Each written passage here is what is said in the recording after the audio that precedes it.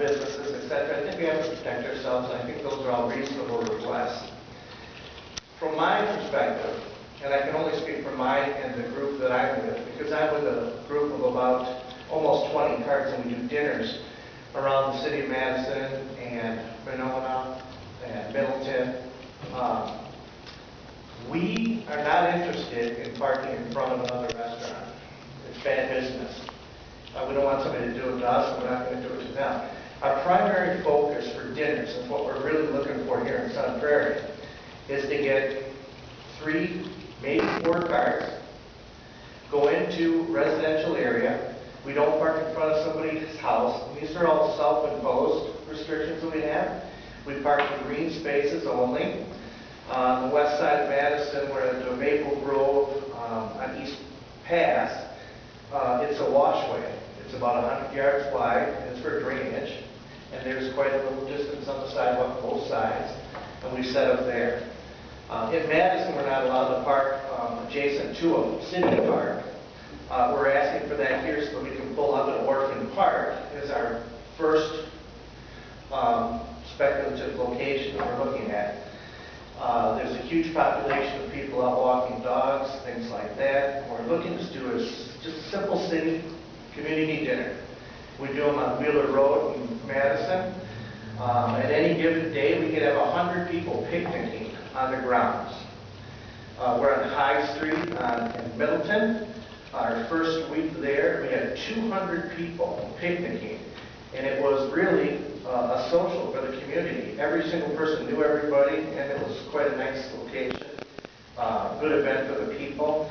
As far as food carts go, we clean up after ourselves. Every cart has to have a garbage can. Every cart has to have a water disposal tank, so nothing's allowed in the street.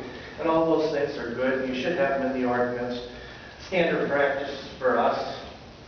What we're really looking to do is, now obviously somebody that comes to my food cart in the city of Sun Prairie may have gonna go to Bucket Honey's or to the Nitty Gritty or someplace. It'd be foolish for me to say that I'm not going to take business away from somebody. But our primary focus is new business in these residential areas. And we're looking for people that probably weren't going to go out. They're out walking the dog, taking the kids to the park, things like that. They're really creating more of a neighborhood feel. That's our primary focus for dinners.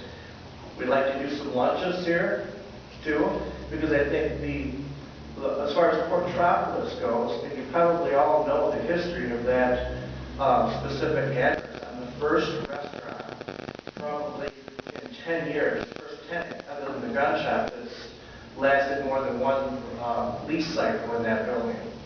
And we really built quite a nice little business. My main problem is it's not a great location, it's not a horrible location, but I would assume that 50% of the people in this city don't even know I exist. This is a great opportunity for me to get out into neighborhoods like on that west side where those people never come down Highway N on our exit and really get exposure and grow. So again, we're not really looking to take business away. Obviously somebody's going to lose a customer here or there. We're not looking to be downtown because the foot traffic is here. I mean, like on the Capitol Square in Madison, there's probably 10,000 people walking. And that's not really what we're looking for. We'd like to be able to do lunch. We'd like to be able to go out to QBE. We were invited last year to come out, but the ordinance doesn't allow vending on private property. You know, we'd like to do some of those things, but we have no intention of parking down here in the square or parking in front of Dairy Queen or those things. And personally, I encourage you to put those restrictions in the ordinance to protect those. We have no problem with that because that's not what we're looking to do. Thank you. Alder Cosman.